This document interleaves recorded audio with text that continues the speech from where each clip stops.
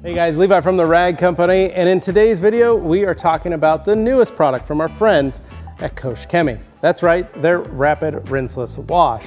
Now, similar to Optimum and Absolute by PNS, this is a traditional rinseless wash. It dilutes at the same dilution ratio, 256:1, and can be used not only in a bucket to wash your vehicle, you can use it in a spray bottle to clean your glass, you can use it to clean areas in the interior.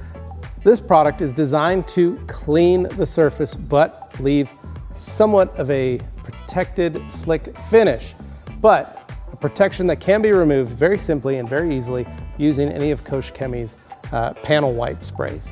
The great thing about it is once you've applied it to the surface and you've wiped all the areas that you need to wipe, you literally just grab a towel and dry it off. It's that simple, and the unique combination of polymers, surfactants, encapsulators, and emulsifiers make sure that that product is, that dirt and grime, that organic matter is lifted off the surface and put back into that bucket. But it is lifted away from the paint surface so that when it gets absorbed into the towel, it doesn't kind of hit the surface of the vehicle and provides a nice scratch-free wash.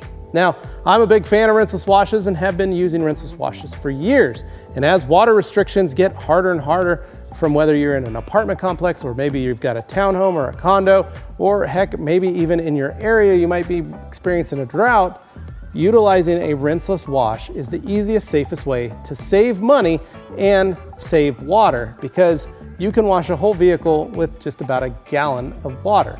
Now, we do recommend distilled water to maximize the cleaning capability of this wash, but you can use regular water because it does encapsulate and protect it from any of the other minerals or higher ppms that you might have. So pick up Kosh Chemi's Rapid Rinseless Wash today, try it out for yourself, and we'll see you on the next one. Thanks for watching.